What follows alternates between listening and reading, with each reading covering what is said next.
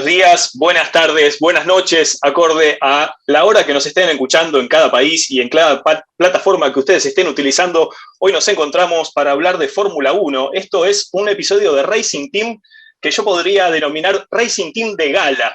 Hoy nos acompaña, además del querido Ricardo Ponce, el enorme Enrique Scalabroni, un argentino ingeniero que transitó por infinidad de escuderías de la Fórmula 1, para mencionar algunas, Williams, Ferrari, Lotus, y también diseñó, y yo quiero que me cuente cómo fue que diseñó el túnel de viento de Dallara. Enrique Scalabroni, un placer, ¿cómo andás?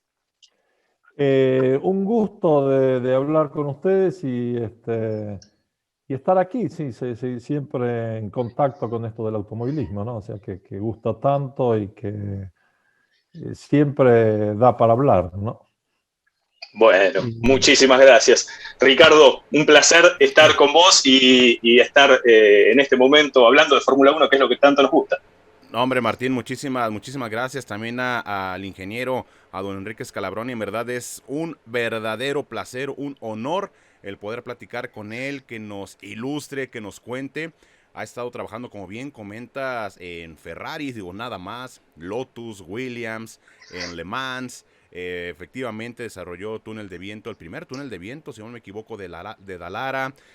Un proyecto ahí que dejó en Lotus también muy innovador. Vaya, estaremos platicando también de la Fórmula 1 actual, cómo vio la situación de lo que pasó el domingo en Spa, las configuraciones del año que entra. Vaya, quédese porque va a ser un programa muy interesante, Martincillo.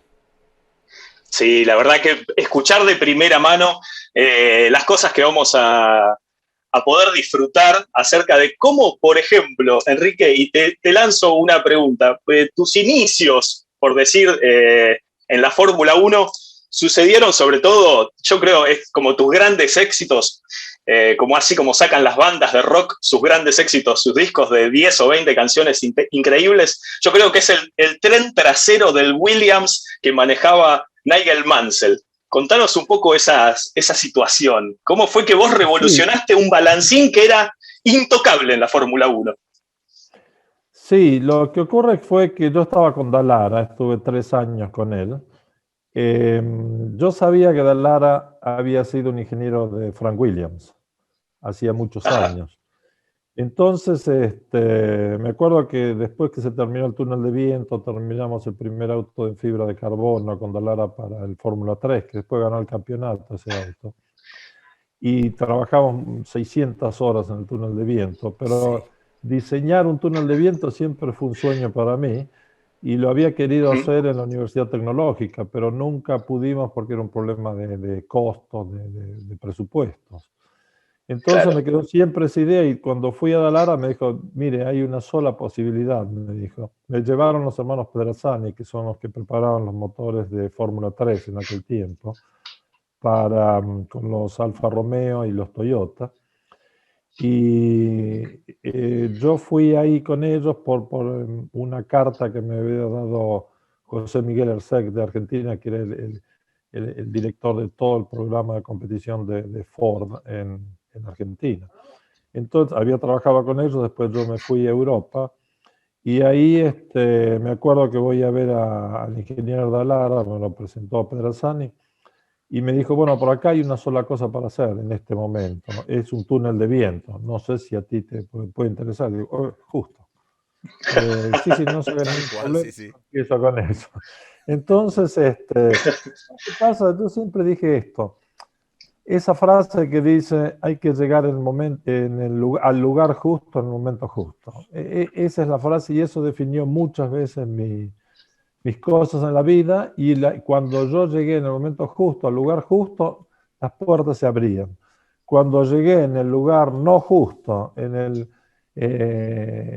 un momento tal, no funcionaron.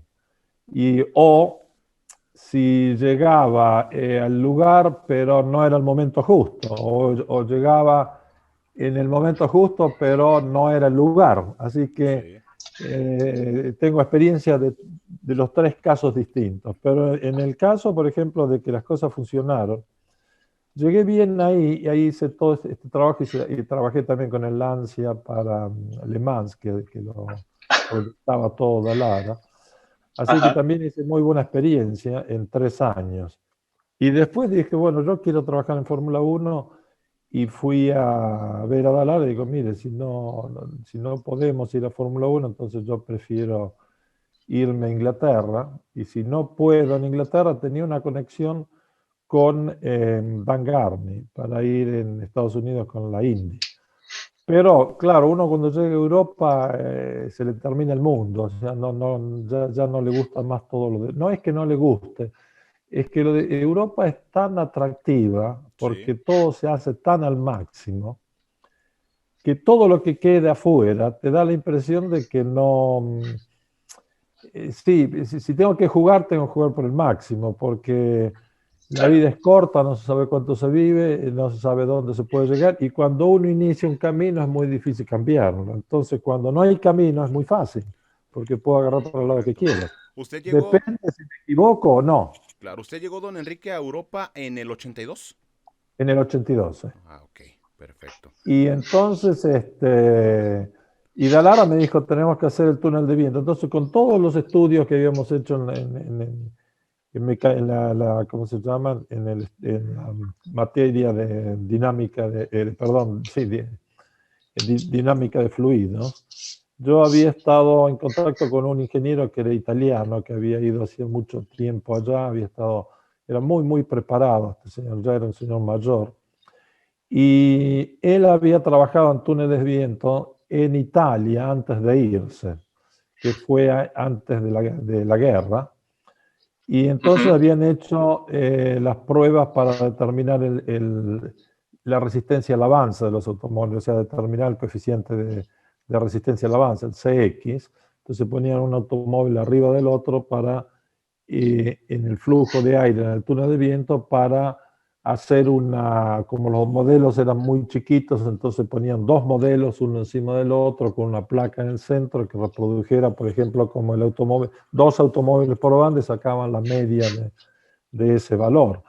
Y también eso nos explicó muy bien el ingeniero. Después habíamos querido hacer un túnel de agua, porque yo había visto que Matra Baguera lo habían hecho en Francia, Sí. en un túnel de agua. Era una pileta muy larga de vidrio y funcionaba con una especie de carro que llevaba un brazo y el automóvil estaba apoyado abajo en el agua y se desplazaba a una cierta velocidad con un volante para tener velocidad constante, un motor eléctrico, bla, bla, bla. Y también lo habíamos querido hacer allá en la universidad, no se pudo hacer por un problema de costo, ¿no? Porque no había en ese momento. Este es el problema que sucede saliendo de Europa a Estados Unidos o Japón, la inversión para los desarrollos, ¿no? De estudio en universidades. Y entonces, ¿qué hicimos? Bueno, ¿qué hice? Yo con todo eso, lo tenía todo en la cabeza, llego y me dicen lo que hay que hacer en el túnel de viento. Digo, bueno, ¿cuándo? ¿Dónde? ¿Y dónde empezamos? Y A mi entonces, juego me llamaron. nada, y me dieron un trabajo para una semana. Ok. Entonces dice, Ajá. Dalara había hecho ya todo el plano de forma del túnel de viento, pero había que hacer todas las secciones, hacer todo ya hacer los planos finales de cada parte para poder montarlos, hacer el cálculo de potencia de motor, la hélice y todo este tipo de cosas. Y entonces era un túnel de viento de 25%. Y me acuerdo que yo había conocido en Argentina a Joan Villa del Prat. Ujú. Joan, Ajá. que también un técnico muy, muy capaz, que hizo una experiencia muy grande en la Fórmula 1. Y entonces, Joan, me acuerdo, vine a Inglaterra una vez, fui a Inglaterra, perdón, a Inglaterra una vez, y ahí me encontré con Joan, que estaba trabajando para la McLaren. Y entonces me explicó muchos temas del túnel de viento, ¿cómo se llama? La zona de depresión para evitar que el automóvil no se levantara, todo este tipo de cosas en las pruebas, ¿no? Y el modelo, ¿no? Y entonces todo ese tipo de cosas me quedó en la cabeza y cuando Dalara me dijo, entonces digo, bueno, está bien. Y entonces me puse a trabajar y me dijo, bueno, la boca de entrada me lo dio un lunes a las 9 y me dice, tenés hasta el viernes para ver si podés definir bastante esta zona. Y entonces Sí. yo al otro día a las 11 de la mañana del martes, o el día siguiente, le digo, ingeniero, terminé. Le dije, más que a él, le dije al técnico que tenía, que era el que dirigía la oficina técnica. Le digo, mira, terminé. ¿Cómo vas a terminar? Le digo, bueno, terminé, qué sé yo. Pueden revisarlo. Entonces vino él, revisó, y había que hacer todos los desarrollos, ¿no? Todos los desarrollos de chapa para poder construir ya en dimensión del 25%, pero eran dimensiones muy grandes, ¿no? Sí. Y, y entonces me dice, bueno, espera que voy a hablar con el ingeniero. Vino Dalara, lo revisaron. Bueno, dice, está bien. Seguí con la segunda parte. Y así seguí con la segunda, la tercera, seguí. Y ese viernes, cuando llego el viernes, me dice Dalara, bueno, quédate otra semana más, pero otra semana más.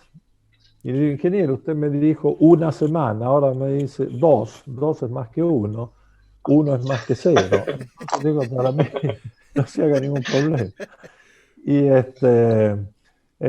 y así seguí, me dijo, bueno, hacerte cargo del túnel de viento. Él me consiguió todos los documentos para poder trabajar en Italia, tener residencia en Italia y todo, y ahí me quedé. Después seguí con el primer auto de fibra de carbono de Fórmula 3, Ok. y había hecho primero otro Fórmula 3 que era todo en aluminio con él, bajo la dirección de Dallara. Y después también hicimos este nuevo, pero tuvimos que tener que ya trabajar y ya teníamos el túnel funcionante. Entonces, con el túnel funcionante, en funcionamiento, hicimos 600 horas de túnel de viento. Y ahí nos sirvió para aprender cómo trabajar en el túnel de viento, cómo vienen las cargas, las fuerzas, Perfecto. la sensibilidad del diseño, todo este tipo de cosas. Y fue interesante. Lo que sucedió que cuando terminó, estaban Pavanello, que tenía aquel equipo de Fórmula 3, que después entró en Fórmula 1. Sí, sí, sí. Pero Pavanello dijo, bueno, entró con Alfa Romeo y dijo, bueno, quiero entrar en hacer el equipo de Alfa Romeo para Fórmula 1. Y empezó a hacer todo el programa y contrataron un proyectista inglés. Entonces dibujaban parte de Dallara y también parte de Pavanello. Y ahí estuve en contacto con los primeros. Yo no hice nada ahí, yo solo veía, pero ver es absorber, ¿no? Cuando a Ajá. uno le gusta el tema, ¿no?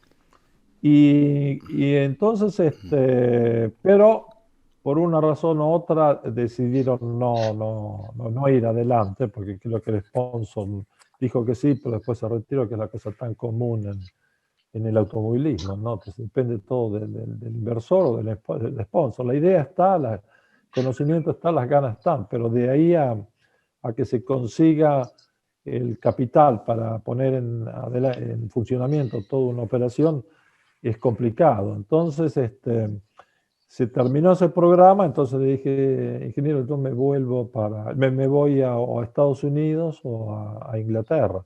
Pero digo, ya que usted conoce Frank Williams, no me lo puede presentar. Y él me dijo, bueno, déjame Caray. pensar. Llamó a Frank Williams.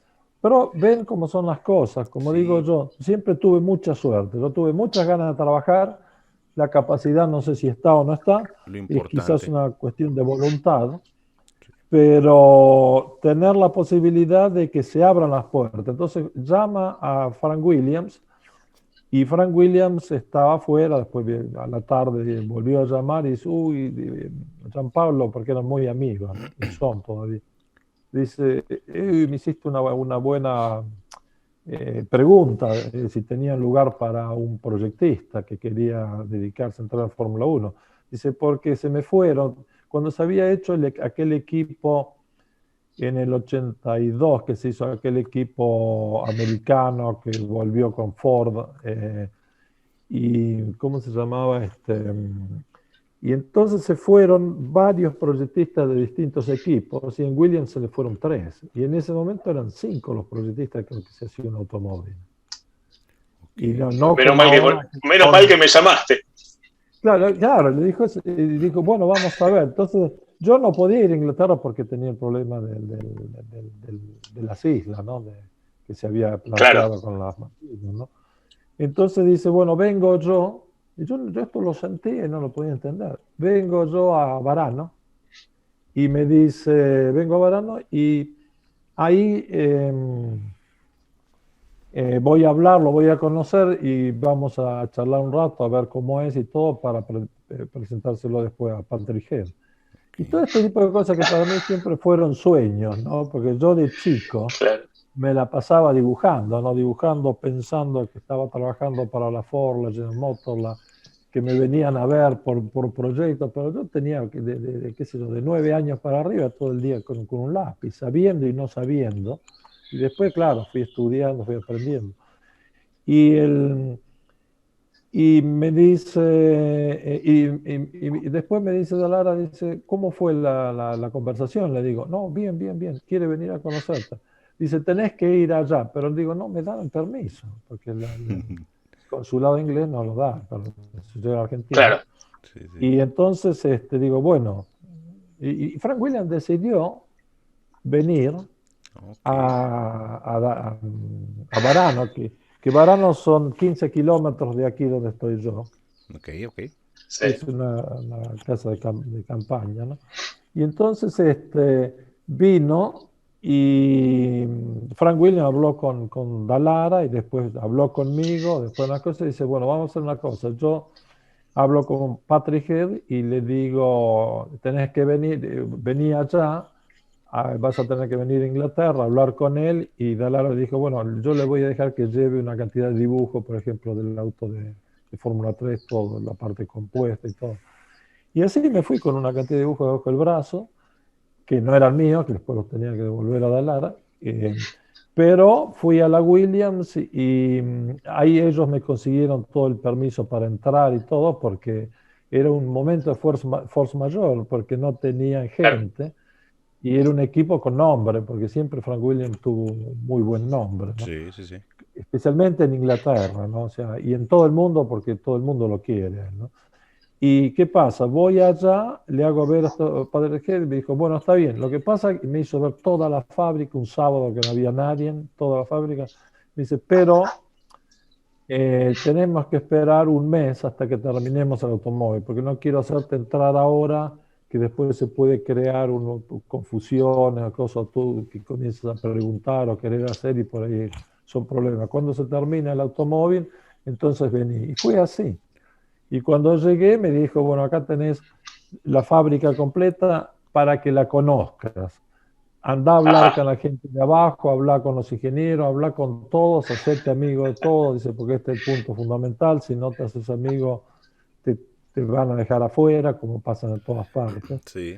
Ajá. Y lo que Pero aprendí Enrique, que... una cosita, porque vos, perdóname, una cosita, porque Sí, vos lo vendés como si vos estuvieras llegando a Disney y vos fueras una persona que llega a un lugar increíble, cosa que es cierto, pero sí, vos lo decís con una humildad tremenda, esto Sí, de sí, sí. que estabas con Dalara y le decís, me encantaría que si me podés hacer una entrevista con Frank Williams, y Dalara levanta en ese mismo momento el teléfono, llama a Frank Williams, y Frank Williams, como vos no podías ir hacia Inglaterra por la guerra de Malvinas, esto lo aclaramos hacia el público sí, latinoamericano y español que nos está viendo en ese momento, él se toma vino, el avión para ir a verte a vos. O sea, Claro. vos no, vos, bueno, es increíble porque a Lara, ahí es donde tuvo... no fue a ver a la Lara, lo que pasa es que yo estaba en medio del no, juego. claro, ponele. Y, y entonces, bueno, pero ¿sabes qué pasa?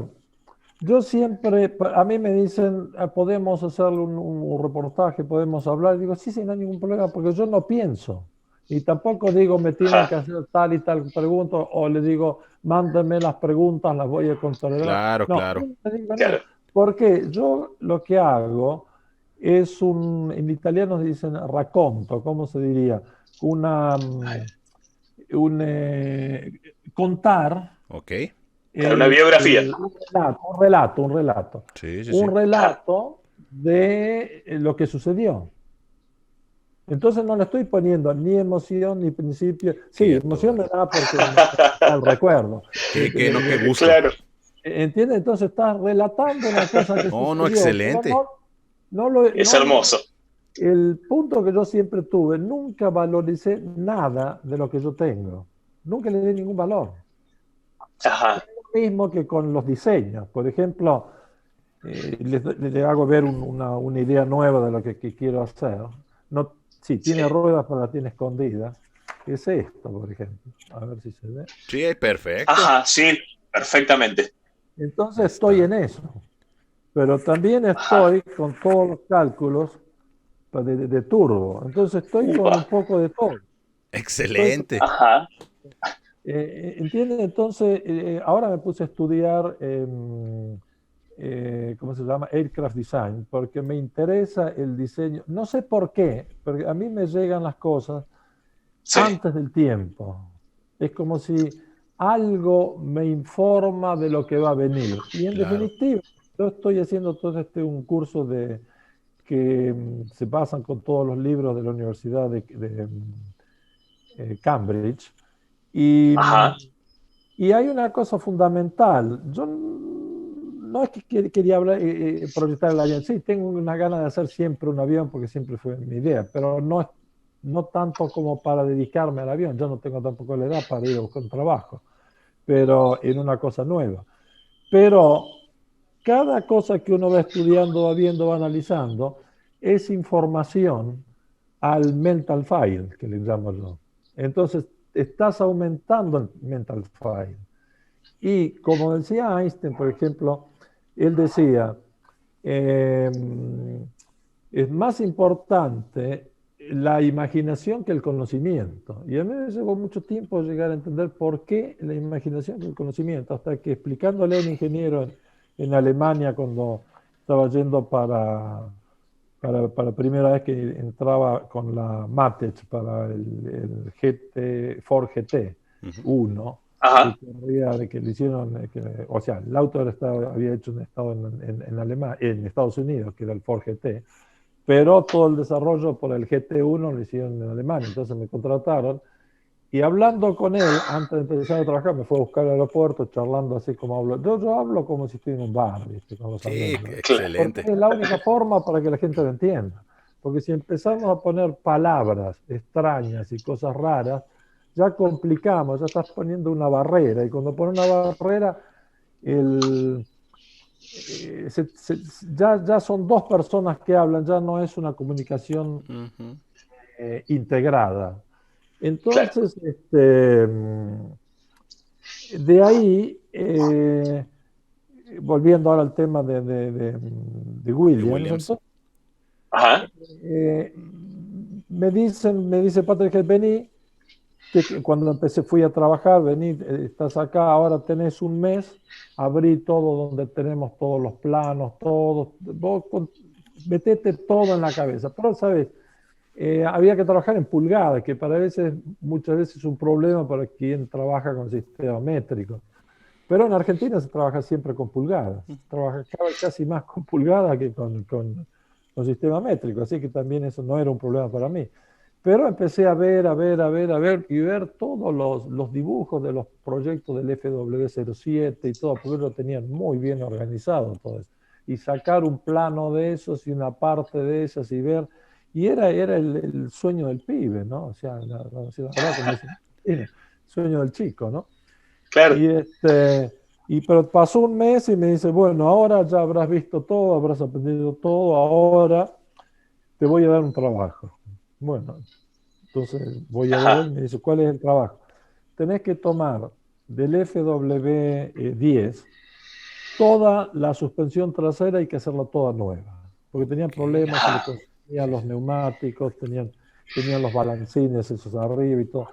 Y dice, pero ahora yo no quiero que veas más nada, porque si no ya te va a condicionar la mente y vas para hacer como hacemos nosotros, que vamos para hacer algo, vamos a buscar de lo que está hecho y tratamos de mejorar. O sea que es un proyecto propio ya de usted. Bueno, fue un proyecto Williams. Sí. No era un elemento de ellos, parte del engranaje. Sí. Pero era un engranajito nuevo que ponían por primera vez, Sí. a ver si funcionaba, ¿no? A ver si se rompía o no. Entonces yo salgo de ahí y digo, bueno, quería bailar con la más linda, bueno, ahora no hagas papelones, ¿no? Ahora aguantaba pelar. Ahora no me puedo achicar. No podés, porque si no, No. te tiran botellas a la pista, ¿no? Que está bailando. Y entonces me puse, y llegó un momento, pero me dijo, quiero un concepto nuevo. Entonces llegó un momento que me trabé. Yo estaba buscando un concepto, el otro, pero uno, no por una razón, no por el otro, no podía o le faltaba algo, no, o sea, no llegaba a, ¿cómo se dice?, hilvanar todo el concepto. Entonces no se podía pasar a producción, a hacer los dibujos finales, ¿no? de la proyectación. Entonces seguí y llegué a una solución muy buena que yo digo, bueno, hay que tirar los balancines, que era una cosa histórica, es verdad. Sí. Entonces digo, vamos a tirar los balancines, tiro los balancines, ¿y ahora qué? Entonces me voy a atacar a la caja de cambio. O sea, el brazo superior me lo ataco a la caja de cambio. Entonces había otro punto que era un segundo. Otro punto Sí. una llamada. De ese viene, mi estimado Martín, la caja secuencial de 6 velocidades. Claro, lo que pasa es que al modificar una pieza tenés que modificar la de al lado. No, pero la caja vino después. Ok, perfecto. Esta era la caja en línea. ¿Sí? La tradicional Hewland. Lo que había que cambiar la carcasa. En Williams. Para adaptar nuevo todo el sistema. Entonces, pero entonces, en un tiempo era el largo del brazo inferior, era 1,5 veces el largo del brazo superior, porque eso daba el camber, pero eso andaba bien cuando los neumáticos eran angostos. Bien. Pero cuando llegaron a 16 pulgadas, ¿qué pasa? La variación de camber era tan grande que el parche de contacto se hacía cada vez más chico. Y ahí, entonces, cuando le ponían todo el torque, y para colmo el torque ahí era de 85 kilogramos o 850 newton metros, porque era el motor Honda, que tenía 1.200 caballos en clasificación y tenía 980, 1.000 caballos en carrera. Sí. Entonces, claro, cada vez que aceleraba no quedaba nada ahí abajo, porque la goma, el parche de contacto de este ancho llegaba a menos de la mitad.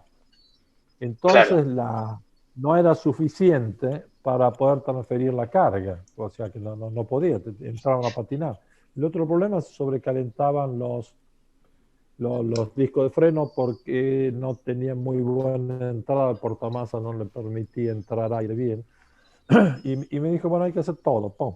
Y al final yo me voy, no podía resolver la idea, digo, esto ya fallé, ya no va más. Me voy a casa, estaba en un hotel. Me voy allá, me voy a dormir, ni a comer, ni nada, y se terminó. Y mañana renuncio y ya está. Porque hay otro punto que aprendí, hasta que tú no toques tierra, para que uno que juega al billar, sí. No hay pelotita de billar que rebote si todavía no tocó el lateral, ¿no? Sí, claro. La pared lateral. La pared. Entonces tiene que tocar eso. Pero si lo ponemos así, bueno, hasta que yo no toque así, no tendré rebote hacia arriba. Sí. Porque siempre voy a estar protegiendo soluciones antiguas. Entonces, en el momento que yo considero que fallé, es el momento que entendí que estoy trabajando con otro concepto que no existe. Por eso no es fácil de hacer, por eso no encuentro la solución. A mí me interesó muchísimo, hice cursos también para desarrollo mental y todo este tipo de cosas, pero siempre de chico pensaba todo este tipo de cosas. Entonces, ¿qué pasó? Me voy a dormir y como a las 3 de la mañana empiezo a soñar.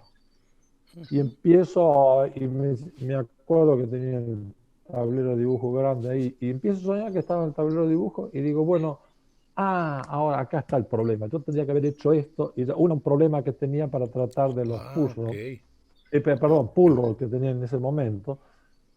Y ahora la Fórmula 1 tiene todos pull roll atrás, así que volvieron también a aquel tiempo.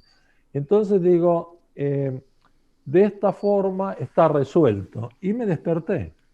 Y cuando me despierto eran como las 3 de la mañana. Entonces empiezo a pensar, digo, es lógico esto. Lo tengo resuelto. Bueno, digo, ahora yo mañana, ya que ya está resuelto, o sea, el concepto lo tengo ahora en mente, es cuestión de hacer el dibujo. mañana voy a hablar con Patrick Head, ¿y qué me va a decir Patrick Head? Porque es una cosa completamente distinta. Y me dice, y digo, me va a decir, bueno, me va a decir, ¿por qué? Porque esa es una cosa, es lógico que me pregunte por qué.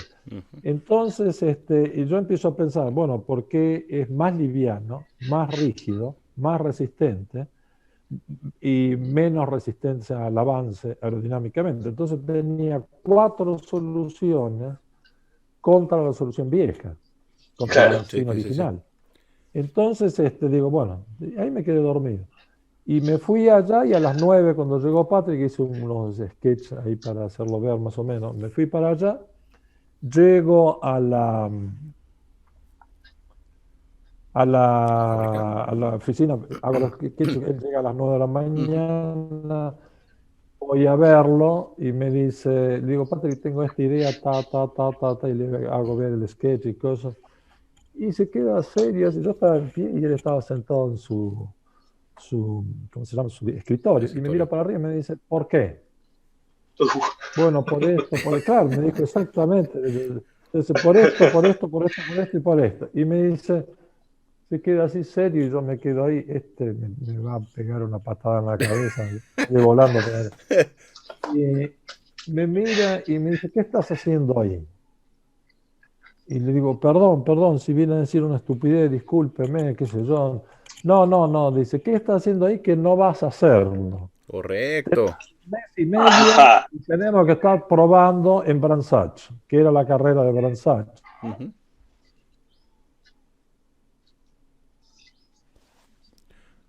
A ver, ese. El Se circuito interrumpió un grande, Ah, cachito. ok, ahí está. hacíamos experiencia en circuito grande.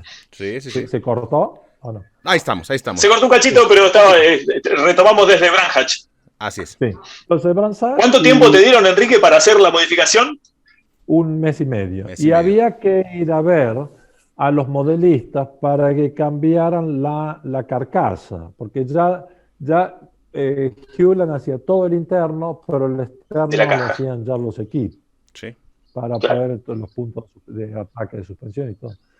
Y entonces, y claro, me puse ahí, terminamos, fuimos a probar a Brands Hatch, el circuito chico, para que Ujú. no nos dejaban girar el grande. Y claro, yo veía que estaban todos contentos estos, ¿no? Y yo ahí, tranquilo, ahí, pero todos contentos, digo, acá, ¿qué pasó? Acá no sé qué puede haber pasado. Y al otro día, después de ahí, Patrick G, todo venía y vamos, entonces me lleva de nuevo a la fábrica, porque del otro lado de Inglaterra, Brands Hatch respecto de Oxford, ¿no? Sí. Y voy y pasamos por Londres, me presenta un tipo que tenía un equipo, dice, yo empecé a trabajar con este tipo, me lo presentó.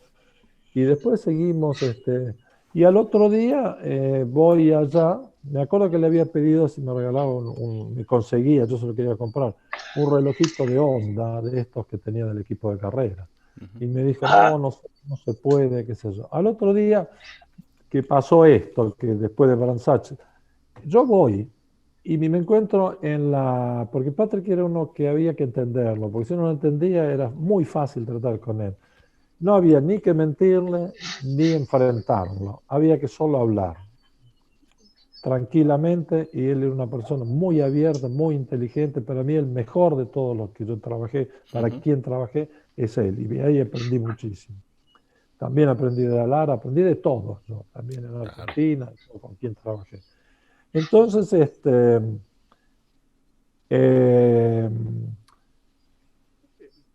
veo ahí sobre la mesa sobre ¿cómo se llama? El cursor de la mesa de dibujo, veo el relojito. Ajá. Me lo regaló. Bueno, al menos digo, debe ser porque no perdimos ninguna rueda, ni una frenada, Sí, sí, sí, sí. no se rompió un portamasa, nada, ¿viste? Entonces, digo, Claro. bueno, debe ser por eso, qué sé yo. Que Entonces me fui a Rosberg se ver. bajó bien del auto, no hubo problema. Claro, ni se quejó, todos contentos, Todo aquello bien. fumaba tranquilo, porque no veía la hora de Mansell no bajarse el levantó auto para el que no se lo teléfono para queje. decir nada negativo. No, porque Mansell no había estado en la prueba todavía, había estado Claro, solo tuvo Keke que. Rosberg. Claro. Sí, sí, sí. Claro, entonces de ahí fuimos a... No, de ahí me dice el tipo, bueno, ¿sabes lo que pasó ayer? Digo, no tengo ni idea. encuentro Frank Derny, que era el segundo de Patrick, y me dice, felicitaciones, Enrique. Digo, ¿por qué? Digo, ¿qué pasó? ¿Qué hice? Pues dice, no te hagas el tonto, dice, a vos se te terminó el problema acá. Entonces yo Ajá. para abajo más preocupado todavía, porque digo, se terminó el problema, me van a echar o se terminaron los problemas. Terminó para bien o para mal, ¿verdad? Claro, se Claro. terminó, no sabía para qué lado iba. Entonces hablo con el jefe de mecánico y fue que me dijo, bueno, ¿entendiste lo que pasó? No, el récord del circuito lo tenía el FW08, que era con efecto suelo. Sí. Había ganado Keke Ujú. Rojo en el campeonato. Después vino el fondo plano y ya estaba en el Sí. fondo plano cuando yo llegué ahí. Entonces, dice, en el circuito chico el récord lo tiene Keke. Ahora, nuestro auto, el FW07, 10 original, está a un segundo más alto. Y entonces la pregunta justa era, bueno, ¿y cuánto hicimos nosotros? Porque yo no Sí, sabía sí, ni el sí. tiempo. Y me dice, ¿no sabe el tipo? No, porque no quería molestar. Digo que estaban todos trabajando ahí. Y yo digo, estaba observando a que no pasara nada, ¿no? Que no se rompiera nada. Y me dice, hicimos el récord de circuito por un segundo. Uh, Entonces, ahora con el auto sacamos un segundo el récord del FW08 y Ajá. bajamos 2 segundos del original FW010. va. Casi me cae al piso, porque ahí me No. di cuenta de lo que había pasado. Y entonces a la semana siguiente, al fin de semana, fuimos a la carrera. Y a la carrera que ahí Mansell gana su primera carrera. Y salió primero Mansell, segundo Senna y tercero Rosberg, ¿Qué? que Ujú. Rosberg habían partido con Mansell juntos y estaban no luchando, pero estaban tratándose ya de escaparse de Senna para empezar ya después cada uno a buscar la punta. Pero vino Piquet de atrás, le pegó un golpe a Rosberg, le rompió el neumático y Piquet abandonó porque se le rompió el frente del auto. Sí. Y Rosberg tuvo que dar toda la vuelta con 3 ruedas en Bransac, que es un circuito Ajá. largo, también complicado y todo. Entrar, cambiar, salió y terminó tercero. Que me acuerdo que le pasó a Prost, que Prost terminó cuarto. Senna terminó segundo. Y después la carrera siguiente fue en Sudáfrica.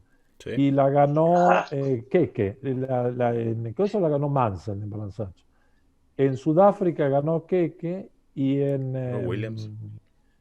con el Williams, sí. Y Sí. en Australia ganó Keke otra vez, o Mansell, no me acuerdo quién ganó. Ok. Y Claro. ganaron las 3 últimas carreras, las ganaron. Y después el año siguiente ya se hizo el auto nuevo, el W11, que anduvo muy fuerte ese auto. Y ahí se ganó, no se ganó el campeonato porque reventó el neumático ¿cómo se llamaba? En la última carrera Sí. y Mansell pierde el campeonato ahí. Ya. Ok. Y Es famosa la entonces, imagen que viene con el auto que se le viene sacando chispas claro, Sí. justo ¿sabes qué una vuelta pasa? antes de parar. Sí, pero si él lo para, sí estaba entrando a boxes, pero si Claro. él hacía trompo al auto y se paraba, la carrera está terminada, porque esos neumáticos después se descubrió que habían experimentado con telas de Kevlar y se rompían. Ya, ok. Por eso, el Ajá. primero que tuvo más suerte de todos en esa carrera fue Prost, que estaban los dos Williams juntos y él, que podían ganar el campeonato. Y Mansell, Rosberg y ¿cómo se llama? No, Rosberg, Senna y ¿cómo se llama? Y Prost. Ujú. Pero a Prost se le rompe el neumático. Se le rompe el neumático cambia el neumático y ya había perdido el campeonato. El problema es que después le pasó también, con el 10 ya estaba Piquet. A Ujú. Piquet lo hacen parar, cambia neumático Piquet cuando se le rompe, pierde mucho tiempo, no puede recuperar la punta otra vez, queda segundo, y Mansell, que venía ganando, le dicen, bueno, ahora entra, y a mitad de una recta se reventó, ni siquiera en el Claro. momento final. Y él trató de salvar el auto y lo llevó en la escapatoria, lo dejó afuera. Sí, sí, sí. Entonces la Claro. pista, como quedó limpia, perdió el campeonato. Siguió la carrera y entregaron Sí. los puntos. Claro, Sí, sí. por eso te digo que a veces, viste, no se sabe nunca qué es lo que se debe hacer. Pero te digo, ese fue, sí, la tarjeta ganadora, digamos. Correcto. Y de ahí, claro, después seguí, después hice todo el cambio transversal, Ok. totalmente, que viene Patrick una vez, me dice, Barna frenó el cambio transversal de Ferrari y dice, pero yo estoy pensando que se podría hacer, ¿por qué no te lo pones a estudiar? Entonces me puse a hacer todos los cálculos de dinámica del vehículo para ver las ganancias que se podían Sí, tener con un cambio transversal o con un cambio en línea que tenía toda la masa por detrás del eje. El transversal sí. tenía todo adelante. Y había una ganancia grande, ganábamos mucha en curva. Y eso que todavía había que hacer todo a mano, porque recién era el inicio de los computadores ahí. Sí, sí, sí. Y los cálculos, ¿no? Empezábamos a tener computadoras que eran Hewlett Packard, que eran, sí, importantes, pero era con la listita que te venía, ¿viste? Con el papelito y cosas. No eran hoy un teléfono tiene Claro, como mucho una más cinta de potencia. papel. Claro, con la Sí, cinta de sí, sí. papel. Y eran computadores, ¿verdad? Te hacían cálculos, todo, pero tenías que programarlo tú, no había programas hechos ni nada. La cosa es que después trabajé también en el 10, hice toda la parte de la suspensión nueva posterior, ya versión 2. Ok. Después hice toda la suspensión delantera, porque me dijo, vamos a probar. Y me dice, me hacía siempre así. Él venía y me dice un día, mirá, me tengo que ir a la carrera de México. Me Ujú. dice, "Bien, Ajá. pero dice, te dejo un trabajo para que vayas pensando, a ver si lo resolves. A Los, ver. los, los portamasas delanteros eran de acero, de Sí. chapa de acero de Sí. 4140, soldados, los resistentes, muy buenos. Dice, pero yo quiero hacerlo ¿cómo se llama? En magnesio, fundición de magnesio. Y la fundición de Ajá. magnesio es muy baja la resistencia. Entonces digo, ¿cómo voy a hacer para la resistencia y también el módulo, ¿no? Entonces, para encontrar la rigidez del portamasa. Entonces digo, bueno, y se fue. Chao, y cuando vuelva a decirme qué hiciste. Y también, y ahí me tuve que poner a pensar, digo, bueno, acá como material perdí. Sí, sí, sí. Claro. ¿Qué cosa me queda? En todo elemento que se estudia rigidez, todo cuerpo, te queda el momento de inercia polar de la sección.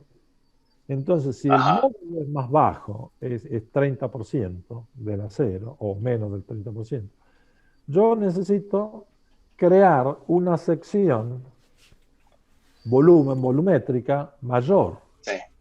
para poder equilibrar esa relación que es el producto del momento de inercia por el módulo, que está como un Ah, divisor respecto de la fuerza que está aplicado, el torque que está aplicado. Sí. Entonces digo, bueno, entonces tengo que trabajar y ya que empiezo a trabajar, empiezo a usarlo también para entrada de aire, para que no sea un cuerpo muerto que está ahí. Ujú. Al final le hicimos más liviano y, cuando yo, ahí me dijo, hacelo directamente, no venía a decirme qué quería hacer. Entonces yo, cuando se fue, cuando volvió ya tenía el layout, el estudio hecho y ya iba adelante. Bueno, dale, dale, dale. Y claro, los otros se me reían en la oficina técnica. Dice, no, es que te hizo una joda. Decía, no, bueno, será una joda, co- pero yo me la... Y entonces, ¿qué pasa? Aumentamos la rigidez al cambio de convergencia del tren delantero, porque Piquet decía que se movía en la frenada. Ujú. Entonces sentía que... Ajá. Entonces, claro, tenía un error el portamasa en acero, si no, yo no lo hubiese superado. Entonces, pero de esta forma, el bracito que viene de la dirección tomado al portamasa, donde viene la violeta y va a la caja de dirección, Sí. entonces el bracito lo habían hecho muy largo. Entonces yo digo, no, me voy con una forma, el bracito prácticamente no tiene deflexión. Si no tiene deflexión, ya me la gané. Ujú. La Bien. otra sección volumétricamente es mayor, pero como el peso es menor, yo estoy dentro del peso de acero. ¿Y qué pasó? Y lo probaron y fue fue un 25% más rígido. Y tú sabes que si soy un 3% se cambia la pieza. Y vos llegaste al Entonces, 25%. 25 más de rigidez. Y de ahí enseguida Piqué lo probó, dijo, no, esto no se toca. Entonces después seguí con los laterales, seguí con el fondo. Y vino Sergio Rinland, que él se encargó de hacer el dibujo del chasis, o sea, la parte del diseño del chasis.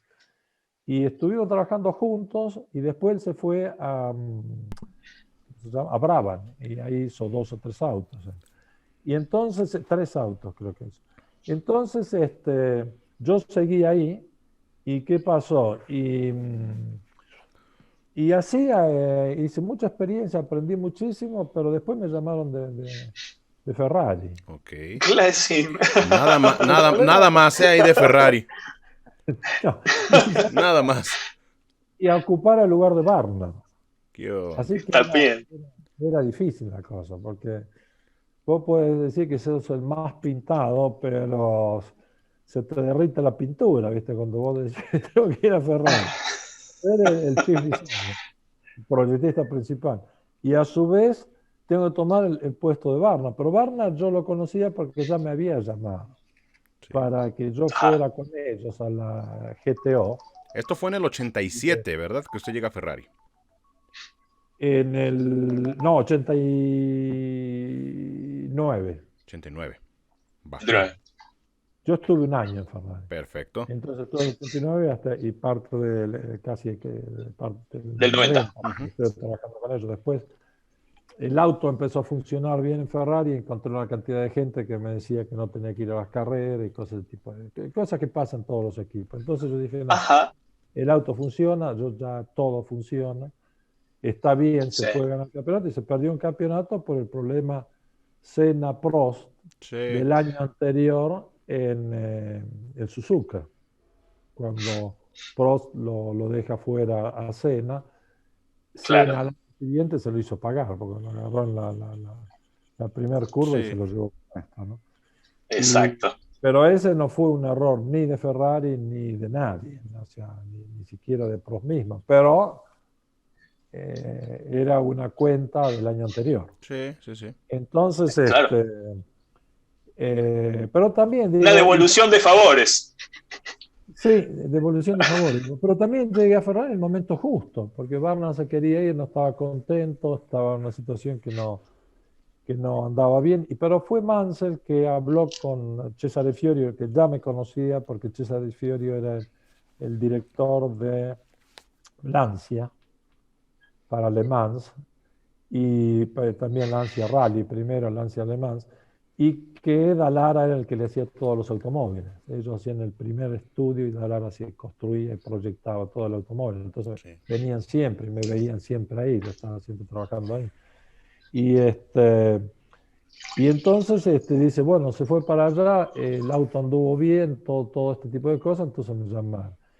Y claro, yo no quería dejar Williams, pero también decirle no a Ferrari, es decir... ¿Quién le dice no a Ferrari? Yo sabía que era... claro, es difícil. Sí. Es difícil porque tiene sistemas de convencerte de muchas maneras. Con los programas, con los sueldos, con todo, ¿no? Entonces, digo, bueno, entonces digo, voy a hacer una prueba. Y entonces, pero digo, ¿cómo le digo a ellos? Entonces tuve que ir a hablar con Frank Williams. Patrick me entendió, me dice, vení, que tengo que hablar contigo, cerró la puerta. Dice, yo te voy a explicar. Es un tipo enamorado de tu trabajo y apasionado del proyecto. Dice, pero allá vas a necesitar moverte a nivel institucional. Dice, esa parte tú no lo tienes. Además, yo no la tenía porque yo venía de la Argentina, venía de otro sistema. O sea, un sistema completamente distinto. Allí me encontraba en una compañía enorme y donde tenés que ir de reuniones contra la reunión. Entonces, en Williams teníamos una reunión después de cada carrera o 2 reuniones antes del auto nuevo y cada uno vaya a tomar su parte y se terminó. Y en Williams cuando yo me fui éramos 7. Cuando entré eran 3, porque tres se habían ido, eran 6, se fueron 3, sí. Eran 3. Entonces, y hacíamos todo el auto.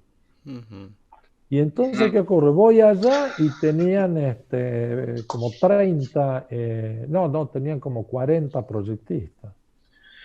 Era todo grande. Nosotros teníamos dos estaciones de CAD, que fue el último año, que lo usaban solo para estudios especiales, no para diseñar el auto al CAD. Voy allá y tenían 25 CAD. Sí, 25 tipos.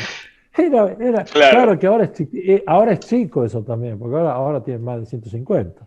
Pero entre la aerodinámica, entre la transmisión, entre el motor y todo, tienen, no sé, tendrán 150, 200 tipos solo en proyectación y todo con CAD. Y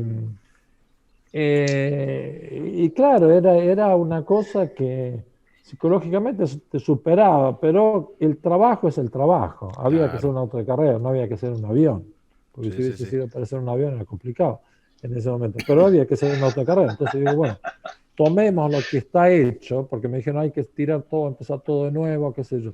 Digo, no, un momento, veamos qué hay, estudiemos todo, cambiemos lo que se tiene que cambiar. Yo encontré que la rigidez era muy baja, el peso era muy alto, la aerodinámica tenía mucho bajo drag, pero no carga aerodinámica. Entonces había que generar carga aerodinámica. El auto tenía una forma interesante que era distinto, pero también tenía muy baja resistencia al avance. Entonces digo, bueno, pero él no tenía carga aerodinámica, entonces, que ese era el problema. Entonces digo, bueno, hay que generar carga aerodinámica por debajo del automóvil, generar efecto suelo, pero ya no estaba el tiempo del efecto suelo con el tubo Venturi y todo, ya era fondo plano. Pero hay que hacer trabajar muy bien el difusor, hay que trabajar con el largo difusor. Y en Williams había trabajado muchísimo en túnel de viento también, trabajando. La cosa buena que yo siempre tuve, que todo me gustó. La estructura me gusta, así que hice estudios también en Cranfield para cálculo estructural y proyectación en compuesto. Las suspensiones siempre me gustaron. El diseño general del auto también, la aerodinámica también. Había hecho el túnel de viento, había hecho todas esas pruebas. En ese tiempo estaba el túnel de viento, pero estaban pasando el túnel de viento fijo a fondo móvil. Y ahí con Dallara yo había hecho, ya proyectado el túnel de viento con fondo móvil, así que me había estudiado bien todo. Y me había dicho Joan Villadelpert, la vez que lo había encontrado en Inglaterra, antes de hacer el túnel de viento con Dallara, me había dicho, mira, pusimos el auto, el primer auto que había diseñado Barra, el túnel de viento se levantó la cinta y rompió el modelo. Entonces empezamos a poner depresión, crear una caja de presión por debajo de la cinta para que sea una depresión mayor a la depresión que crea el efecto suelo, porque se levantaba, porque el efecto suelo creaba depresión y se levantaba el fondo, el piso móvil, ¿no? La cinta móvil. Entonces, claro, yo voy y le digo a Dallara, él no lo había pensado, digo, no, acá falta esto. ¿Cómo no? Digo, yo se lo digo porque lo sé, le digo que me lo dijo y todo. Bueno, ponete así que tuve que hacer eso. Hoy te compras las ¿cómo se llaman? Las balanzas especiales que ya viene todo con sensores electrónicos. En aquel tiempo había que hacerlo todo mecánico. Así que me tuve que diseñar todo el sistema de balanzas, todo. Entonces, siempre hice muy buena experiencia porque trabajé con muy buena gente desde el punto de vista de conocimiento, pero también con buenas personas. Pero hay una cosa, que si tú demuestras interés, el dueño de un equipo de carrera va a estar contigo. Perfecto. Si te tiene que estar frenando para que no te vayas antes de tiempo, si te tiene que estar tirando la bronca porque vos llegás media hora tarde. Pero yo siempre entraba una hora antes y me iba capaz que a las 10 de la noche. Después, sí. O sea, y con Dallara tenían los dibujos, venía la gente, me cargaba. Estaba buscando tal dibujo, ese firmado por vos el 24 de diciembre, el 25 de diciembre. Yo no paraba para nada, le daba siempre. Entonces, si tenía que estar el domingo trabajando todo el día, estaba todo el día trabajando. El sábado era un día normal. Y así fui haciendo mucha experiencia. Y, y tuve la experiencia práctica del poder conocer, por una cosa, la experiencia teórica, y después cómo lo hacemos. Porque yo digo, en la vida no hay que tener tantos sueños, hay que tener ideas. El sueño hay que convertirlo en idea. Cuando tú conviertes el sueño en idea, el sueño se materializa. Si yo digo que quiero soñar, sueño con lo que quiero. Puedo soñar que estoy con la persona tal, o que estoy en el equipo tal, o que estoy volando en el espacio sin tener aire, sin nada, porque yo lo resolví, pero después hay que hacerlo. Entonces, si no es nada, un sueño. Entonces yo digo, me acuerdo que me ponía a estudiar cuando estudiaba en Buenos Aires, y tenía un box, se ponía ahí le ponía yo como una cosa en el piso para que él se apoyara ahí, y se ponía a dormir. Él dormía, yo me ponía a estudiar. Era una combinación justa porque no nos molestábamos uno al otro. Y se ponía a soñar y empezaba, y luchaba no sé contra quién, contra qué perro estaba peleando.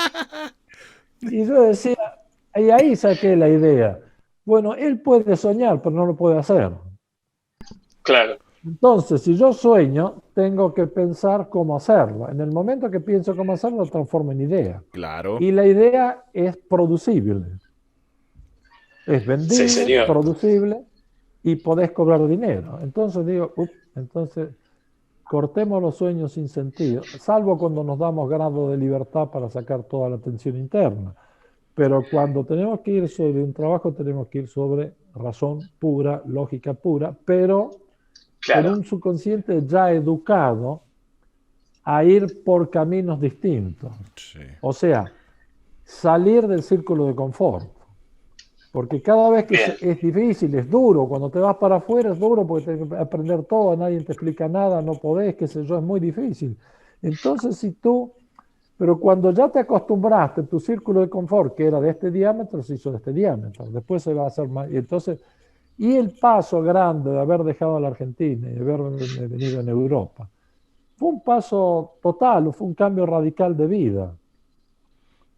Entonces ahí se te tiene que, te aumenta la cabeza y tenés una cabeza flexible, si no te revienta la cabeza. Sí, sí. Claro. Entonces, si llegás a controlar, yo había leído mucho de esto, de psicología, porque también, o sea, si tú me dices qué materia te gusta, sí, la ingeniería, la arquitectura, la aerodinámica, Sí. la parte legal es para contratos y todo este tipo de cosas, abogacía, filosofía y psicología. Son todas las materias que siempre me gustaron y que siempre me puse a leer de todo esto. Entonces, esto te abre la cabeza. Entonces tenés un sistema. Yo considero que tengo un sistema con una cantidad de cajoncitos acá arriba, que no los veo, pero están ahí. Sería ¿cómo se llama? Donde está almacenada los conocimientos, la memoria. Entonces, si usted me dice, bueno, vamos a hablar del alerón de la Red Bull, entonces aerodinámica, tic. De aerodinámica se abre otro que dice alerón delantero, posterior, fondo del auto, difusor, cosas. Entonces, vamos a hablar de eso. Entonces yo tomo abro ese cajoncito de nuevo y automáticamente ya mi mente trabaja en eso y me olvidé de todo lo demás. Sí. Por eso tú puedes hablar de tantos temas distintos. ¿Por qué? Si tú llevas los temas a no mezclarlos, tenés conocimiento del tema, no te confundís y no confundís. Así es. Entonces, lo importante es no confundirte, porque si no te confundís, si se confunde la otra persona, lo podés recuperar. Pero si te confundís vos, tú te haces un lío bestial, porque se cae una estructura, se cae todo. Así es. Es que, Enrique, vos después te preguntás, ¿cómo puede ser que vos seas un avanzado cuando dominás 6 tipos de ciencias distintos? ¿Sí? Tenés esta manera de pensar. Pero me meto a analizar, estudiar y leer. Claro. No las domino, porque si las domino tendría que entrar a estudiar cada una. En realidad es ingeniería. Claro. Pero la arquitectura también. Por ejemplo, yo me gusta modificar casas. Okay. Ajá. Entonces, para amigos, para cosas, digo, bueno, hay que hacer, me llaman, hay que hacer esto, digo, bueno, no sé, le hago, ¿cómo se llama? El plano. Sketch y cosas, hay que hacer perspectiva, todo, hay que hacer esto así, así, así, así, hacerlo, poner el baño acá, modificar esto, y me divierto. Entonces, el tiempo no pasa, porque es casi entrar en un sistema sublimal cada vez que te metes en todo este tipo de cosas. Porque eso es lo que te aísla de las cosas materiales de momento y entras a un espacio sin limitación. Es como si te tiran en el espacio y bueno, y el satélite perdón, el satélite, sí, bueno, el satélite se te fue y ¿cómo se llama? El planeta más cerca está a no sé cuántos millones de años luz. Entonces, Sí. No hay inventate algo límite. acá sí, digo, inventate algo acá porque si no, ¡pum! La Desaparecemos. imaginación es el límite. Claro. Claro, Claro. entonces, pero la imaginación si no está forzada, está guardada. Ujú. Todos son Ajá. iguales. Lo que pasa es que el tipo de vida que cada uno decide hacer lo lleva a la cantidad ¿cómo se llama?, de capacidad cerebral que va a utilizar. Sí, sí, sí. Si quiero ir al bar, tengo tal capacidad, pero también si voy al bar y empiezo gritando y pateo la puerta, no entro más Ajá. al bar. ¿Entiendes? Entonces tenés ciertas reglas que tenés que cumplir. Ahora, si tenés que diseñar un automóvil, entonces tenés que cumplir los reglamentos de la FIA o lo que sea. Y después tenés que cumplir el reglamento de la FIA, pero después hay otro reglamento, el costo. Sí. Sí, pero Entonces tenés así todo, una mente como la tuya diseñó un auto para la Fórmula Uno que tenía las ruedas dispuestas en forma de rombo. Bueno, pero O sea, ese es el punto, yo te lo explico. El vos... problema es que sí, para todo problema hay una solución. Claro, eso. Ajá, El problema es encontrar la solución. Sí, sí, sí. ¿Se claro, entiende? Entonces, sí, esforzarse en encontrar la solución, porque yo estaba en Ferrari con 720 caballos de bien, potencia, que era el motor 12 cilindros y también estaba ¿cómo se llama? El combustible de la Agit, que bien. aumentaba un 8%, una cosa así. Entonces, Ajá, pero entonces los caballos totales eran 720. sí. Cuando yo en Williams, cuando me fui, era recién empezado el motor Renault, tenía 610. No, Ajá, 620 tenía, 620. En Ferrari tenían 720, habían 100 caballos de Sí, diferencia. en diferencia, sí. ¿Cómo lo resolves? Entonces, bueno, hay que decirle a Ferrari que te vende un motor. No, bueno, hay que ponerse a fabricar un motor. No, vos estás loco, ¿qué tomaste? Pintura, ¿qué cosa Sí, sí. tomaste? claro. Entonces, entonces decís, bueno, y con el motor JAD, que habían sido los JAD que tenía la Brabham, Ujú.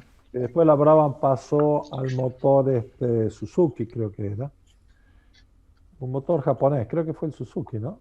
Sí, me parece. Sí, sí, sí. Sí, Y bueno. entonces estos dos motores vinieron a la Williams y eran después que se fue la Honda. Ujú. Entonces eran 605 caballos. Perdón, a la Williams, digo, perdón, ahí me confundí. No, después que se fue la Honda, yo fui a la Lotus, A después de Lotus. Ferrari, Sí, y se había ido a la Honda. Entonces empezaron con los motores aspirados otra vez. Entonces con sí, el motor aspirado, entonces tomaron los motores de John Judd y tenían sí. 605 caballos. Digo, bueno, acá me faltan 115 caballos. Sí, sí, ¿Dónde lo sí. voy a encontrar? Entonces empecé a Ajá, pensar, a pensar, a pensar y me recordé que yo había visto una fotografía en Argentina una vez, hacía muchísimo tiempo, de un ingeniero italiano que había hecho un auto en rombo para Pininfarina. Ujú. El ingeniero Marelli, ahora ya murió, un ingeniero muy importante en Italia. Y entonces, y después lo conocí, el ingeniero Marelli Dallara. Después me hice muy amigo de él. Pero yo me quedé con esa idea del autorrombo, y después me olvidé, porque después si iba a un trabajo no podía entrar con el autorrombo, si entraba con el autorrombo sacaban Sí. corriendo enseguida. Entonces, en ese momento estoy en la Lotus y le digo a Peter Collins, que había vuelto, y estaba Peter Wright también, digo, muchachos, acá faltan 115 15 caballos. caballos. Sí. ¿Cómo hacemos para encontrar 115 caballos? Ustedes ¿Cómo lo pueden conseguir un compensamos? motor y todo.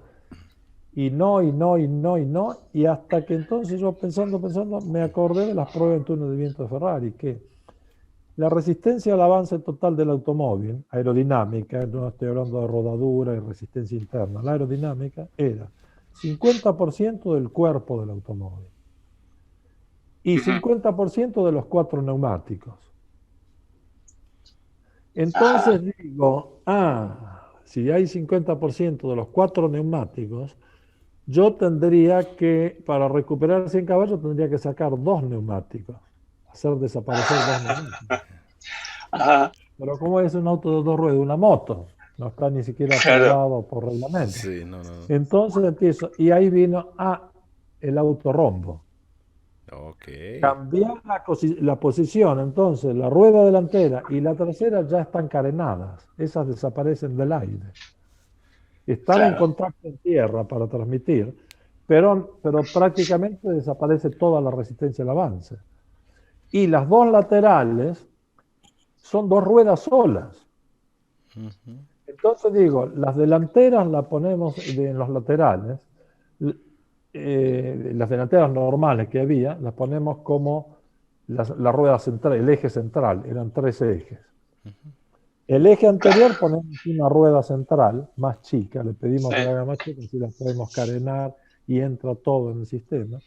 Y la trasera, el reglamento decía que la rueda trasera vista de arriba se tenía que ver totalmente cuando se retiraba el alerón. Ok. Ajá. Entonces digo, bueno, entonces yo voy a diseñar un alerón que me va a cubrir la rueda trasera. Va.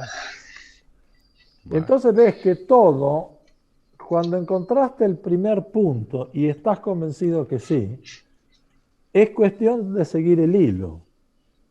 Y el Claro. hilo te lleva, o un collar, que te lleva cada perlita es una solución. Vamos, ok, ya tenemos acá, vamos a la próxima y te viene la próxima perlita y la otra, es Sí. un rosario, ¿no? Es un rosario.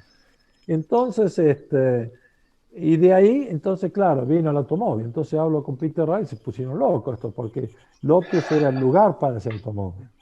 Si yo Sí. lo hubiese presentado en Claro. Ferrari, me decían que no. Si lo presentaba en Williams, Claro. no, mira, no, No. estamos con el presupuesto justo, no podemos jugar con cosas raras.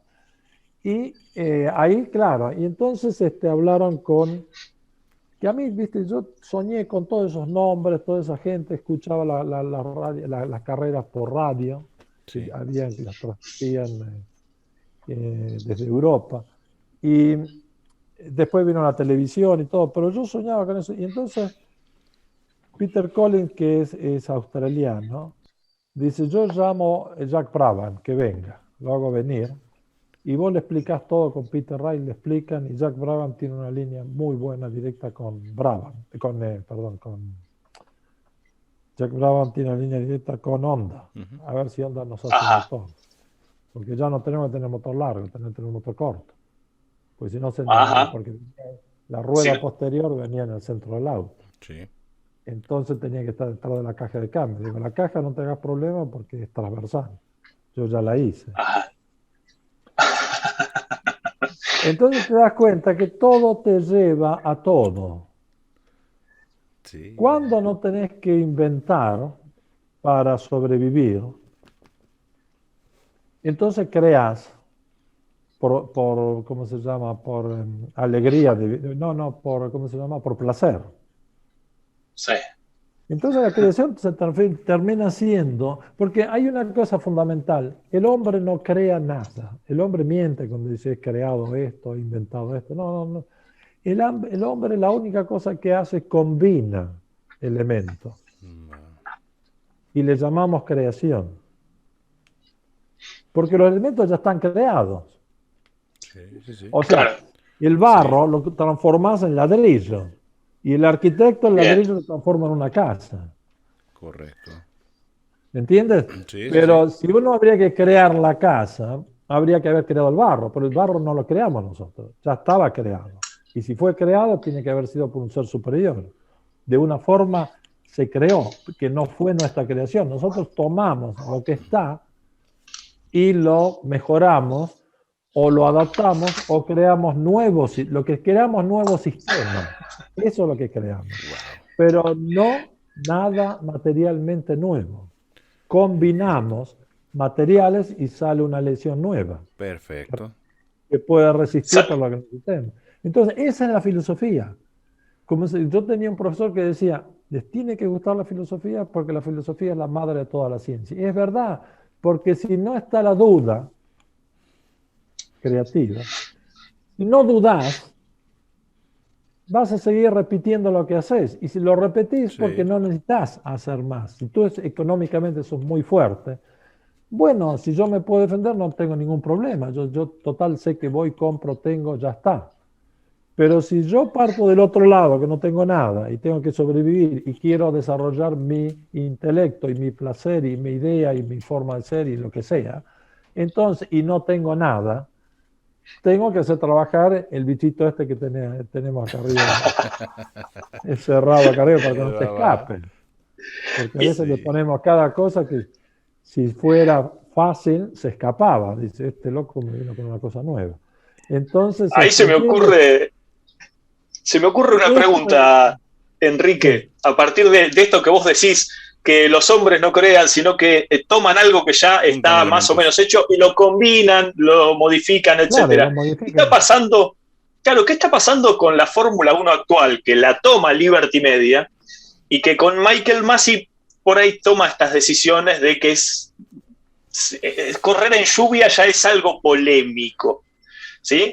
Cuando correr en lluvia en Fórmula 1 era algo habitual. Sí. Ok, pero ya te di la respuesta. El problema de correr en lluvia es que cuando más ancho es el neumático, más, ¿cómo se llama?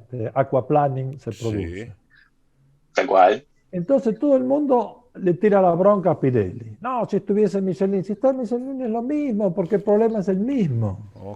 No es, y estos tipos tienen computadores en Michelin, en Pirelli, en toda esta fábrica, y le hacen hacer 50.000 versiones distintas para evacuar el agua. El problema es que cuando el neumático es más ancho, ¿cómo hacemos para evacuar el agua del centro?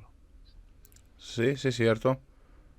Si tú tienes un neumático de 8 centímetros, como son los autos muy chicos, ¿no? Un Panda, una cosa así, sí, que ya tienen problemas cuando hay mucha lluvia también de patillamiento, y eso que no tienen los torques que tiene Fórmula 1, que son enormes, y la potencia que tiene Fórmula 1, y la velocidad que tiene Fórmula 1.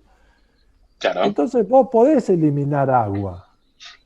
Pero si vos tenés, por ejemplo, esta hoja, es así, pero yo ahora la voy a poner así. ¿Te das cuenta cómo hacemos para que este agua salga en tiempo? Porque el tiempo ese es para eliminar entre que va a entrar a la capa de agua y salió de la capa de agua, después está rodando en el aire, después está eliminando gotas y agua por centrifugación, por la fuerza centrífuga al girar la rueda. ¿Entiendes? Sí. Pero la parte principal es eliminar el agua para que la goma toque el pavimento, porque si no hay una capa intermedia con un coeficiente de fricción muy bajo, entonces va a patinar. Y si venís muy fuerte, el agua tiene una resistencia a la compresión, entonces te vas a subir. Exacto. Y ahí se crea el aquaplaning. Entonces, ¿qué pasa? En realidad, esto se resolvía fácil con las ruedas, ¿te acordás que habían hecho? Con las ranuras. Porque la ranura era alta y podía disipar agua, le podía dejarle pasar agua, pasar en este sentido. El agua no es que tenía que salir de acá para allá, sino que el agua, cuando vos apretabas, se metía en cada canaleta y se iba para atrás, porque la rueda Un girando acanalado. la tiraba para Sí, atrás. sí, sí. Y a su vez tenía los diagonales, los canales diagonales para descarga de agua, para hacer que la vaya tirando hacia los Hacia los costados lados. también. Entonces, la gente cree que todo es tan fácil, pero no es tan fácil. Todo tiene un límite. El problema es que cuando superamos el límite, entramos en un problema distinto. Entonces, nosotros podemos hacer lo que queremos. Me gusta comer todo porque yo quiero comer todo. Ok, después no llores y pesás 150 kilos. Sí, sí, sí, cierto. O sea, Cierto. porque superaste el límite máximo para supervivencia. Sí. Si no, te morís porque no tenés suficientemente alimentación, minerales y todo. O sea, el cuerpo no se aguanta y tiene que morir. Sí, sí, sí. O sea, este es el problema, es cuando estamos jugando más allá de la lógica. Y yo estaba por escribir un libro y siempre quiero escribir el libro este que se llama Beyond the Line, más allá de la línea. Ok, Todo tiene una línea. claro. Vivir antes de la línea, bueno, vivir lejos antes de la línea, bueno, sos prehistórico. Cada vez que te vas acercando a la línea es porque vas avanzando culturalmente, ¿no? Tecnológicamente, todo este tipo de cosas. Entonces vas avanzando, pero también vas creando, o sea, tenemos una olla llena de problemas. Bien, Pero tenemos una cantidad de tapitas. Cada vez que sacamos una tapita viene un problema afuera. Sacamos 3 tapitas, vienen 3 problemas afuera. O sea, resolvés un problema, pero creas otro, porque estás tocando lo que se llama en todo este estudio mental, es lo que se llama cuando haces trabajar la mente a distintas frecuencias vibratorias. A baja frecuencia vibratoria, estoy mal, no me gusta, no quiero hacer nada, me quiero dormir. Pero cuando decís, quiero ganar, quiero hacer, vamos a ir, qué sé yo, entonces ya tu frecuencia vibratoria es distinta. Sí, sí, Ya sí. tú te subiste en el límite de frecuencias y las frecuencias te llevan en contacto a las nuevas ideas. Sí, sí, tal cual. Las cosas ya estaban ahí. Lo que pasa es que si no te forzaste, no llegaste a tocarlas.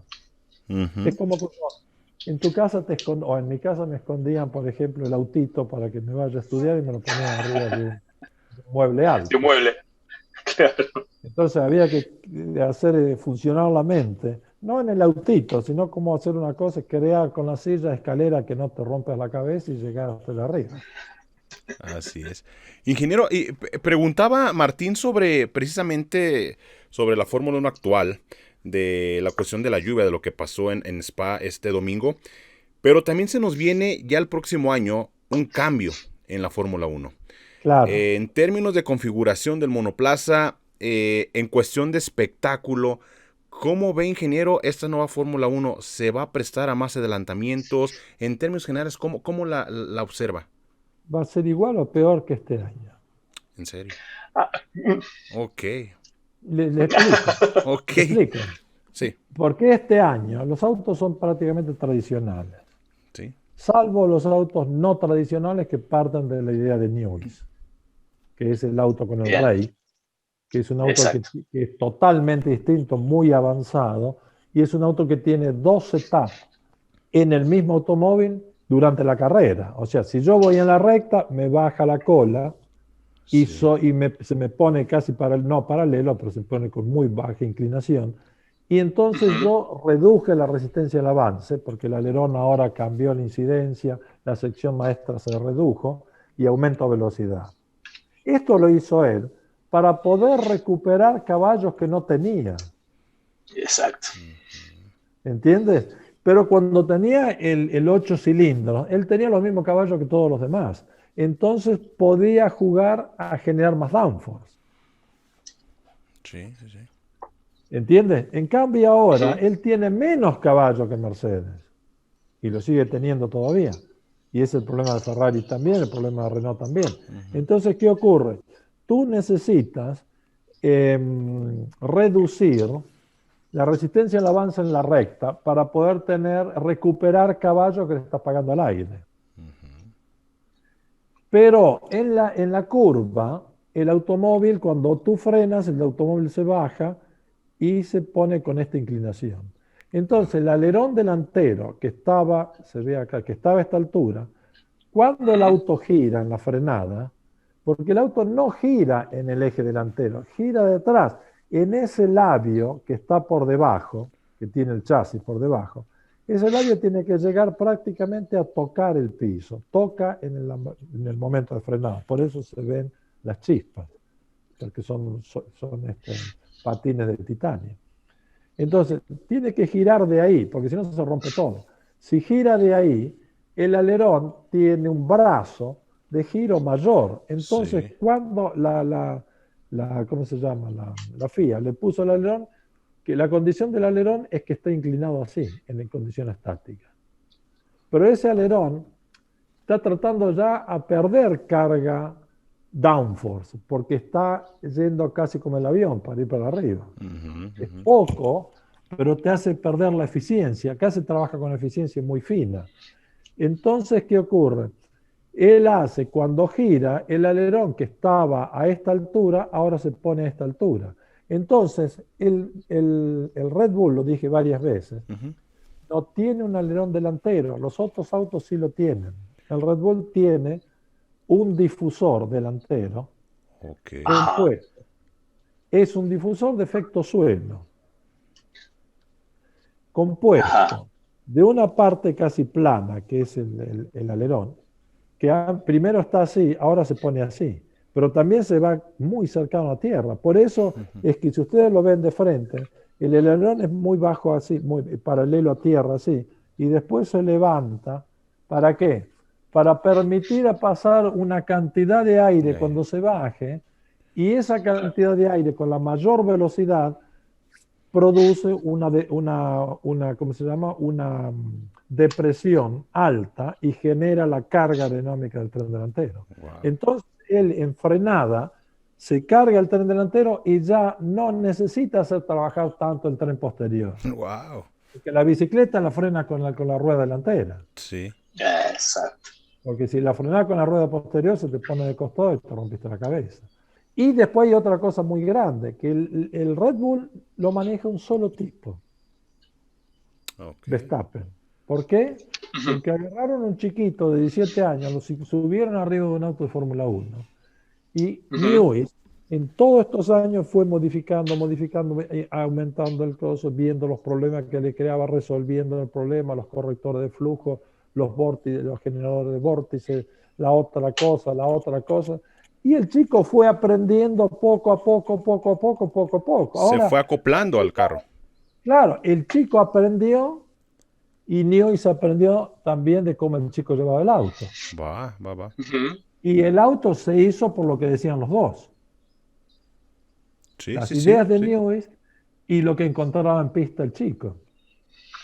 Ahora ya no es más chico. Este tipo, para mí, ¿cuánto tiene ahora? 24 años. 23, ¿verdad? 24, así es. Sí, ok. Pero este chico tiene hoy tiene 30, 32 mentalmente. Claro. Por todo lo que aprendió. Además, no te olvides que el padre y la madre corrían en automóviles, el padre era un buen piloto, el padre lo preparó, le enseñó, le dijo todo, y después lo agarró el doctor Marco. Y le dieron los fierros justos. Entonces los segundos pilotos que ha tenido, por eso es por lo que le han batallado el segundo asiento. Porque esto te sacan de la Fórmula 2, te suben ahí arriba, ¿y qué haces? Sí. En Fórmula 2, como máxima carga, estará en 1100 kilos. A 150 millas por hora. Estos autos están por encima de los 2000 kilos. Sí, efectivamente. Entonces te suben ahí y te viene un Leclerc que no tiene miedo a la velocidad y al golpe. Y se sube arriba del auto y aprieta. ¿Por qué? Porque por poca... A Ferrari quizás le falten 200, 300 kilos de carga aerodinámica. O 200 kilos. Pero 200 kilos son muchos. Son esa diferencia que se están comiendo 6 décimas. 7 décimas, 8 décimas, un segundo. Entonces, ¿qué ocurre? Pero este chico sale del 1200 o 1100, 1200 de carga aerodinámica, y lo meten a probable 1800, 1900. Sí. Acá parece que se cortó. ¿Me escuchan? No, se escucha perfecto. No, sí, sí. Perfecto. Okay. Estamos sacando la cuenta. Sí, perfecto. No salió una nota. Entonces, ¿qué ocurre? Traen quien quieran, por más pintado que esté, y lo suben a este auto. El otro te hace el récord de vuelta. Y el pobre tipo que está arriba del auto tiene que decir, tengo que aprender todo. Porque el mismo Checo lo había dicho. Checo dice, tengo que aprender a manejar todo de nuevo. Y es verdad, porque este auto se comporta completamente distinto al otro. Y esas sensaciones, hasta que no las hayas vivido por mucho tiempo, no están acumuladas en tu subconsciente. Claro. Sí. En cambio, al otro lo agarraron de chiquitito. En cambio, Checo manejó distintos automóviles, pero tradicionales, y lo llevaba al límite, porque también iba con muy poca carga. Sí. Pero el problema es que ahora tenés que tomar un auto, que, como digo yo, con este auto dobla. Este auto trabaja con 3 ruedas. Porque una rueda te la levanta. Entonces la tercera rueda hace que el eje posterior se pueda desplazar. Y no el auto, porque como se agarra tanto de adelante, se tiene que desplazar el eje posterior. Pero eso es fácil hablarlo entre nosotros acá. El problema es estar ahí arriba y seguir teniendo el pie a fondo. A fondo, sí, es cierto. Sí. O sea, que necesitas aprender todo lo nuevo que tiene este auto. Entonces, para evitar... ¿Y saber a quién le está pasando lo mismo? A Richardo. Y Richardo le dijo, yo no entiendo este auto. Porque te digo, el McLaren es más cerca de este auto, porque se fue uno de Red Bull y se fue para la McLaren. Sí. Promo Draw, una cosa así. El chico, el aerodinámico. Entonces, ¿qué ocurre? Le cuesta. En cambio, también Norris es más joven, ya caen con esos autos de entrada y se adaptan, porque el problema va a ser, ¿qué va a pasar si, yo digo, la pregunta es, ¿qué va a pasar si a Verstappen lo subimos a un auto tradicional? Buena Él pregunta. lo va a querer manejar como se maneja este auto y se va a ir afuera, o va a ser lento. Sí. Cierto. ¿Entiendes? Sí, claro que Entonces, sí. y la gente a veces habla por hablar. No va, qué sé yo. Bueno, pero y el doctor Marco también se dio cuenta, tiene que renovar con él, porque él le dio una carrera, los otros, viste, también Gasly le dio una carrera, pero estuvo una cantidad de tiempo. En poco tiempo, Checo le dio el resultado. Es un piloto excepcional, es muy serio, muy preciso, trabaja y tiene experiencia. Además, su forma de ser y todo es educado, todo. Entonces, ¿qué ocurre? Es difícil decirle que no a Checo. Hubiese sido una estupidez cambiarlo. Y darle más tiempo, sabiendo que el año que viene ya todo es completamente distinto. Saltó todo. Porque el año que viene, ¿qué pasa? No van a haber 2 autos distintos. Van a haber todos los autos parecidos. No van a ser iguales, porque hay un grado de libertad y hay un grado también de las tolerancias de juego. El que tiene más dinero, porque como digo, te dan las curvas y tenés, creo que 3 a 5 milímetros, de acuerdo a la curva que es, de las tolerancias. Pero en 5 milímetros de tolerancia de curva, vos tenés 1000 curvas distintas. Ajá. Sí. Porque viste, dentro de la tolerancia la puedo hacer, bueno, que toque la parte de arriba y después que vaya, y en la parte de abajo, que toque la parte más abajo del grado de tolerancia. O puedo ponerla que toque acá abajo y que vaya más arriba allá. Y ahí los va a comer Newey. Wow, qué buena explicación. Sí. No, un placer, ingeniero. Podemos volver a repetirlo más adelante. En verdad fue Cuando ustedes quieran, nos ponemos en contacto y después hacemos como obra. Claro que sí, muchas gracias. Muchísimas gracias. Martín, amigo, qué placer, muchas gracias. Un enorme placer. Adiós y saludos a todos y a todos sus seguidores, ¿no?, del programa. Gracias, ingeniero. Mil gracias. Gracias. Martincillo, muchas gracias, amigo. Mandarle a todos nuestros oyentes, la verdad, un episodio impresionante, una entrevista que queríamos hacer hace muchísimo tiempo y que se va a repetir y que hemos hecho un amigo y que te mandamos un abrazo desde Argentina y de toda Latinoamérica, Enrique. Así que despedirnos, déjennos un like, suscríbanse a este canal para conseguir más entrevistas como estas y les mandamos a todos un excelente abrazo. Hasta luego. Cuídense, bye bye.